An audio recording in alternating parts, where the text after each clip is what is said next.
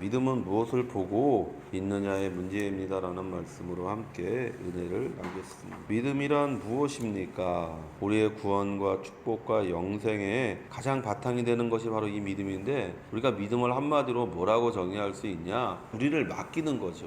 우리가 어떤 이념을 쫓는다 혹은 어떤 주의에 빠진다라는 것은 내 모든 것을 그 주의와 그 이념에 내 자신을 맡긴다는 거잖아요.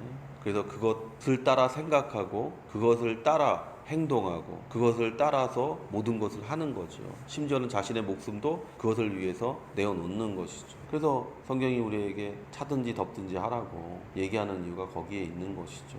예수 그리스도가 나를 위해 희생하셨다는 믿음, 그리고 누구나 그분을 믿기만 하면 구원과 영생을 가지게 된다는 것, 이것이 바로 우리가 고백하는 신앙의 첫 번째죠. 뭐냐? 내 자신을 하나님께 맡기면서 그 맡기는 이유가 뭐냐? 맡기는 이유가 바로 예수 그리스도가 나를 위해서 죽으셨다.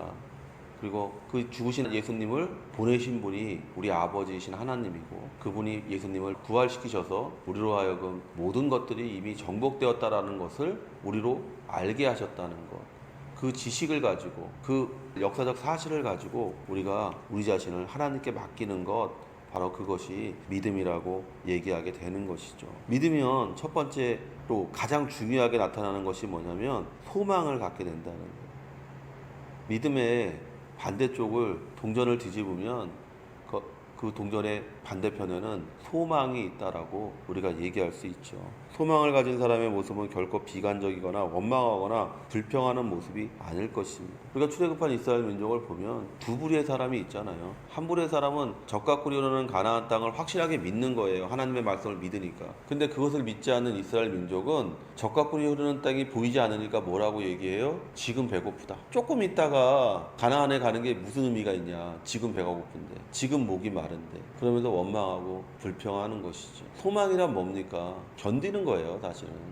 소망을 우리가 한마디로 말하면 견디는 거예요. 그래서 바울이 우리에게 소망을 얘기할 때 인내는 소망을 낳는다라고 얘기하잖아요. 인내는 연단을 낳고 연단은 소망을 낳는다. 왜 인내가 그 연단을 통해 소망을 낳는다? 진짜 소망이 무엇인지를 말하는 것이죠. 막연한 기대, 잘 될 거야, 잘 되기를 바래. 성경에서 말하는 소망은 그것이 아니죠. 하나님의 말씀이 있고 그 말씀에 대하여 네가 얼마나 인내하며 견뎌내느냐를 묻는 거예요. 그러면 네가 인내하고 견뎌내면 그 소망이 그 약속된 대로 너에게 주어진다라고 성경이 우리에게 말하는 것이죠. 분명한 소망을 가졌던 사람은 자신이 그 소망을 위해서 지금 무엇을 하고 있는지를 묻죠. 내가 예전에 참 소망을 가지고 있었다면 지금 자신을 점검하겠죠. 내가 몇 프로나 이루었는지, 내가 하나님께 기도하고 있는 것이 몇 프로나 내 눈에 성취되었는지 자기 자신에게 물어보겠죠. 근데 그때 소망이 뭐였냐? 막연했거든요. 내 자식이 잘 되는 거, 그냥 부자가 되는 거, 잘 먹고 잘 입고 잘 사는 거, 내 남편이 나한테 잘해주는 거, 뭐 이런 것들이 소망이었으니까 그런 거에는 척도가 없거든요.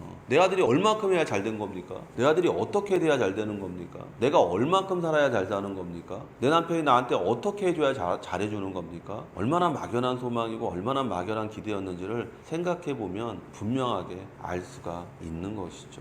우리가 믿고 소망하면 그 다음에 하는 것이 바로 사랑하게 되는 거예요. 어떤 것에 믿음을 둡니까? 어떤 하나님께 내 자신을 맡기고 있습니까? 유대인이나 이슬람 사람들은 율법의 하나님께 자신을 맡깁니다. 그러나 우리가 믿는 하나님은 사랑의 하나님이잖아요. 십자가에서 나의 죄와 가난과 질병과 저주를 짊어지시게 하신 분이잖아요. 우리의 믿음은요, 그 하나님께 두는 거예요. 우리의 소망은요, 그 하나님께 두는 거예요. 나를 위해 죽으신 분에게, 죽고 부활하신 분에게 소망을 두는 거예요. 성도 여러분, 하나님에 대한 생각을 머릿속에 잘 정리하지 않으면 우리의 신앙은요, 도리어 우리를 해치는 것으로 나타납니다. 그래서 자유로워야 되는데 자유롭지 못하고, 그래서 평안을 누려야 되는데 평안을 누리지 못하고, 항상 죄책감에 몸부림치고 항상 열등감에 몸서리치는 그런 인생을 사는 거예요. 마귀가 하나님의 아들이신 예수를 유혹하려 했던 것처럼, 또 그것으로 넘어뜨릴 수 있다고 믿었던 것처럼 우리는 얼마나 더 쉽게 유혹하고 넘어뜨릴 수 있겠습니까? 마귀가 얘기하는 거예요. 야, 쉬운 길이 있다. 나한테 절 한 번만 해.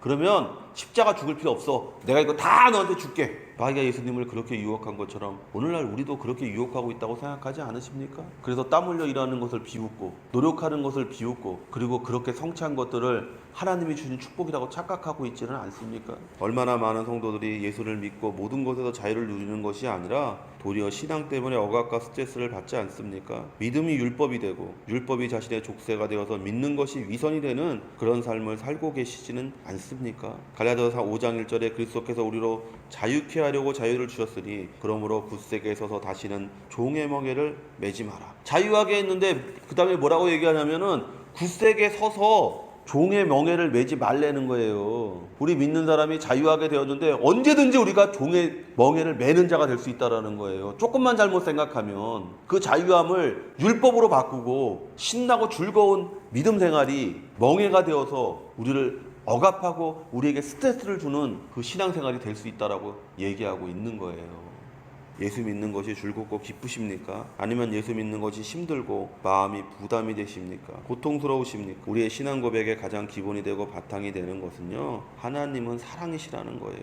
그의 사랑으로 말미암아 우리는 우리의 죄악됨에도 불구하고 구원에 이르게 된 거예요. 우리가 선해서 구원받은 거 아닙니다. 우리가 의로워서 구원받은 것이 아닙니다. 우리가 착한 일을 해서 구원받은 것이 결코 아닙니다. 세상의 종교와 인간의 생각에서 벗어나야 돼요. 인간의 생각은요, 착한 일을 한 사람만 구원받는다고 생각합니다. 세상의 종교는요, 너 이거 해야 구원받는다고 얘기합니다. 그러나 예수님은 십자가에서 우리를 위해서 죽으시면서 말씀하셨습니다. 하나님이 너희를 사랑해서 나를 이렇게 제물로 내어놓았으니까 누구든지 나를 바라보는 자, 누구든지 나를 믿는 자는 구원에 이른다. 네가 무엇이든지, 네가 어떤 사람이든지는 아무 상관이 없다라는 거예요. 착각합니다. 구원받은 후에 우리가 의롭고 선한 자가 되어가는 것이지. 그래서 성화라고 하잖아요. 화자가 될 화자잖아. 되어가는 거예요. 우리가 거룩하게 되어가는 것이고 우리가 영화롭게 되어가는 것이에요. 물론 하나님이 보시기엔 우리는 이미 성스럽고 우리는 이미 영광을 받은 사람들이지만 우리가 육체를 입고 있는 한 우리 자신이 느낄 때는 우리가 조금씩 더 성화되고 조금씩 더 영화되어가는 삶을 사는 거예요. 믿기 전에는 선한 사람도 없고 의로운 사람도 없습니다. 그의 사랑으로 말미암아 저주받아야 할 우리가 도리어 축복을 받아 누리는 사람이 되는 것입니다. 그의 사랑으로 말미암아 지옥의 불 가운데 있어야 할 우리가 천국의 영생의 삶을 누리게 되는 것입니다. 이 하나님의 사랑에 대한 공고한 생각과 이론이 우리 머릿속에 없으면 우리는 쉽게 마귀의 유혹과 세상의 염려에 빠지게 됩니다. 하나님은 사랑이십니다. 그러므로 그가 우리를 위해 행하시는 모든 일은 우리의 유익을 위한 것입니다. 요한복음 3장 16절에 하나님이 세상을 이처럼 사랑하사 독생자를 주셨으니 이는 저를 믿는 자마다 멸망치 않고 영생을 얻게 하려 하심이니라.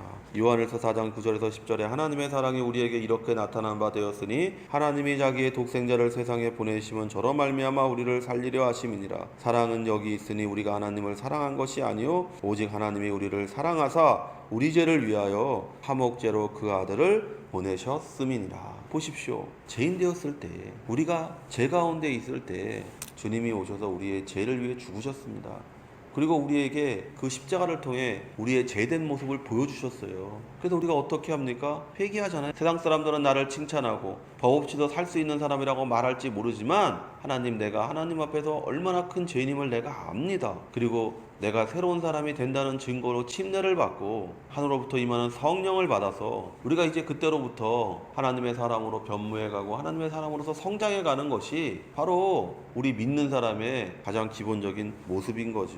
우리가 왜 예수를 믿어야 한다고 말합니까? 그것은 예수를 통해 하나님의 사랑이 우리 가운데 나타났기 때문입니다. 왜 자꾸만 십자가를 바라보라고 말합니까? 그곳에 하나님의 지극한 사랑의 모습이 있기 때문이죠. 형벌의 도구이자 죽음의 장소인 그 십자가에 우리를 사랑하시는 하나님의 모습이 뚜렷하고 강인하게 나타나고 있기 때문입니다. 성도 여러분, 그의 사랑이 이와 같이 명백하게 표현되어 나타나는 곳이 바로 십자가인 것입니다. 그리고 그 십자가의 사랑을 생각할 때 우리는 믿음과 소망의 굳건한 힘을 얻게 되는 거예요. 저걸 견뎌내면 부활이 있고 승천이 있구나. 이걸 견뎌내면 적과 꿀이르는 땅이 있구나. 믿음이 있는 사람, 참된 소망이 있는 사람은 이렇게 생각하는 것이죠. 우리가 어떠한 상황에서든지 어떠한 형편에든지 어떠한 경우에든지 이기고 승리하고 풍성히 누리게 될 것이라는 것이 것의 보증은 하나님의 사랑이에요. 우리의 힘이 아닙니다. 우리의 믿음이 아닙니다. 하나님의 사랑입니다. 그가 사랑하셔서 나를 옳게 인도하시고 만나는 일들마다 승리케 하실 것이라는 믿음을 가지게 되는 그 기반은 하나님이 날 사랑하시고 날 기뻐하신다는 것이라는 것을 믿어야 될 줄로 믿습니다.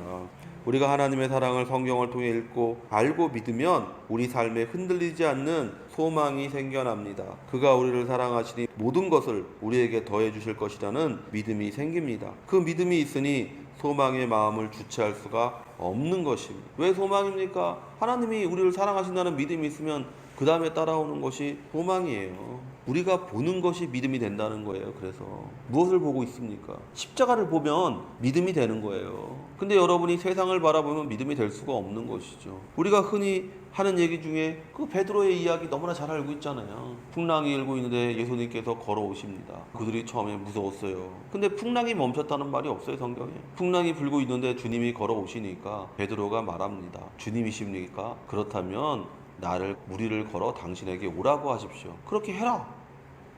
베드로가 주님을 바라볼 때는 무리를 평탄하게 우리가 걸을 수 있었다고 성경이 기록하죠. 근데 갑자기 풍랑이 일던 그 물이 자기의 얼굴을 딱 때리니까 자기도 모르게 순간적으로 전투 정신이 들어서 쳐다보니까 옆에 물이 흉흉하게 넘치잖아요. 그 순간에 두려움이, 믿음의 반대말인 두려움이 그 베드로를 덮치니까 그가 물속에 빠져들어가더라. 성경이 우리에게 기록하고 있잖아요. 믿음의 문제는요, 무엇을 바라보고 있느냐는 거예요. 여러분은 지금 육신의 눈을 말하는 것이 아니잖아요. 영의 눈이, 여러분의 생각이 무엇에 집중하고 있느냐는 것을 말하는 거잖아요. 무엇에 집중하고 계십니까? 예수 그리스도의 십자가를 날마다 묵상하고 그 십자가에서 승리하신 예수님을 여러분이 바라볼 때 여러분은 그곳에서 승리하는 삶을 체험하고 소망이 축복이 되는 삶을 체험하게 되지만, 여러분이 눈이 세상을 향하고 있고 무엇을 먹을까, 무엇을 입을까, 무엇을 마실까에 대한 염려와 두려움으로 사로잡혀 있다면 여러분은 물속에 빠져들어가는 베드로와 같은 그러한 인생을 살게 되는 것입니다. 지금 무엇을 보고 계십니까? 믿음의 주여 온전케 하시는 이인 예수를 바라보는 성도가 되시기를 예수의 이름으로 축원을